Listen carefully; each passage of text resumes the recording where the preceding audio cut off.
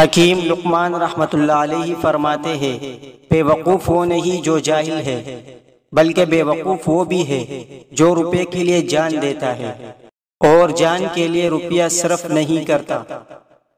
غریب وہ نہیں جس کے پاس کوئی دولت نہ ہو، بلکہ اصل غریب تو وہ ہے جس کا دنیا میں کوئی بھی دوست نہ ہو۔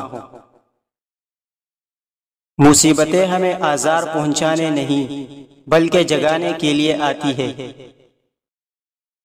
شرافت و نجابت کوئی ماں کے پیٹ سے لے کر نہیں آتا، بلکہ سب ایک سے ہوتے ہیں، لیکن جو اپنے اخلاق و عادات اور دل و دماغ کی حالت کو اچھا کر لیتا ہے وہی اصلی شریف نجیب ہو جاتا ہے، اور جو خراب کر لیتا ہے وہ کمینہ اور ذلیل بن جاتا ہے۔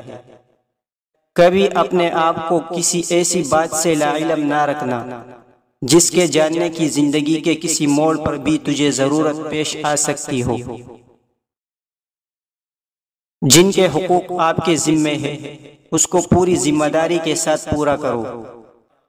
مسلمان سے دشمنی اللہ تعالیٰ کے احکامات کے خلاف ورزی کے مترادف ہے۔ اپنے حال میں میانہ روی اور آواز ہمیشہ دھیمی رکھا کرو۔ محبت کی ایک نشانی یہ ہے کہ ہر اس چیز کو رد کر دے جو چیز اس کے محبوب کو ناپسند ہو۔ جب کوئی بندہ زیادہ کھاتا ہے تو فرشتے اس پر روتے ہیں۔ نیک بختی یہ ہے کہ فرما برداری کرتے ہوئے بھی ڈرتا ہے، اور بڑی بدبختی یہ ہے کہ گناہ کر کے بھی اللہ سے نہ ڈرے اور جنت کی امید میں رہے۔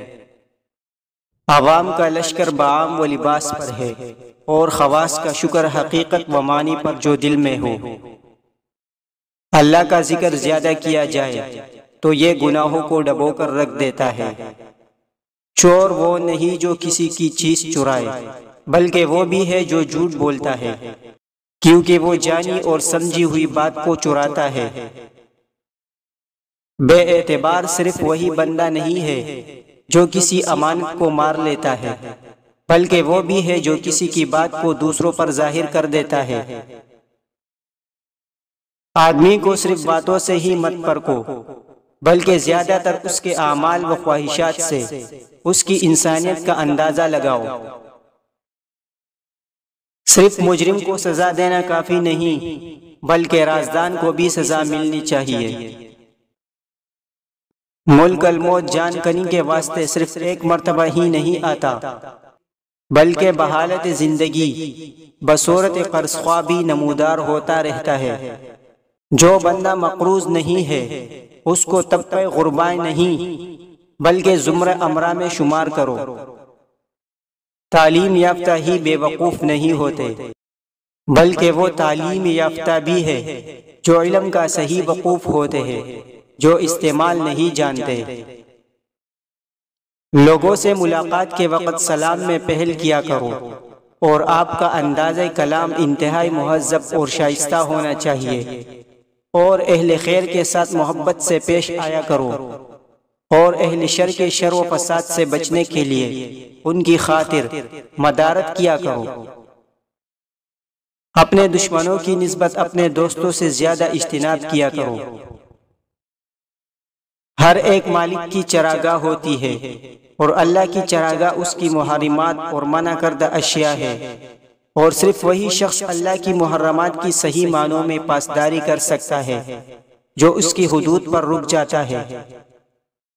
تین چیزوں کو ہمیشہ چھپا کر رکھنا چاہیے: دولت، عورت اور جائیداد۔ ہر انسان میں اللہ تعالیٰ نے ایک لوٹلا پیدا کیا ہے۔ وہ لوٹلا اس قدر اہم ہے کہ اس کی درستگی سارے جسم کی درستگی ہوتی ہے اور صحت کا باعث بن جاتا ہے۔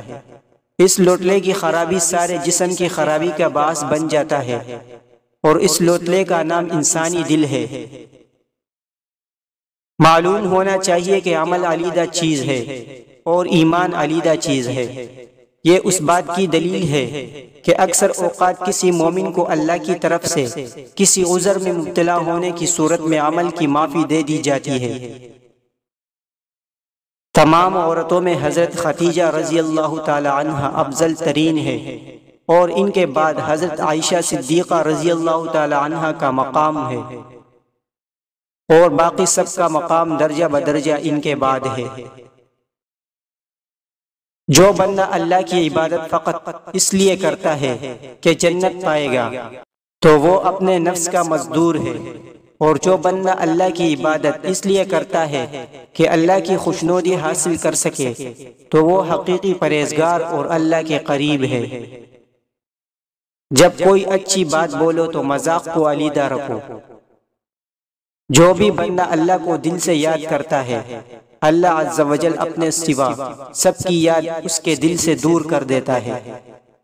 خبردار عبادت و اطاعت کی لذت پر فریفتہ نہ ہو جانا کہ یہ ایک مہلک اور زہر قاتل ہے۔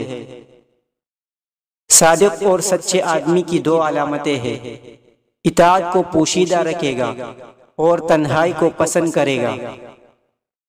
ایمان کی بنیاد تین چیزوں پر منحصر ہے: اللہ کا خوف، اللہ سے امید، اللہ سے الفت۔ جو عورت کدو کے چل کے خشک کر کے روز کھائے وہ کبھی بوڑھی نہیں ہوگی۔ بھوک نور ہے، پیٹ بھر کر کھانا آگ ہے، شہوت اس کی لکڑیاں ہے۔ حاملہ بکری کو گھر میں لاؤ اور اسے خشک روٹی اور باجرہ کی روٹی کھلاؤ، جلد دولت مند ہو جاؤ گے۔ باتیں بنانا اور کام کچھ نہ کرنا طلب نہیں کہلاتی، بلکہ یہ سراسر ہوس ہے۔ احسان نہ رکھ کے خدمت سلطان کرتا ہوں، بلکہ اس کا احسان سمجھ کے تجھے خدمت کا موقع دیا۔ شہد، لیموں اور زیرے کو آپس میں مکس کر کے نیم گرم پانی میں ڈال کر نہار منہ پینے سے پیٹ کی چربی ختم ہو جاتی ہے۔ زندہ وہ نہیں جس کے جسم میں جان ہو، بلکہ وہ بھی ہے جس نے دوسروں کے لیے جان دی ہے۔ قیامت کے روز یہ نہ پوچھا جائے گا کہ تم نے کیا کچھ پڑھا ہے، بلکہ یہ پوچھا جائے گا کہ تم نے کیا کچھ کیا ہے۔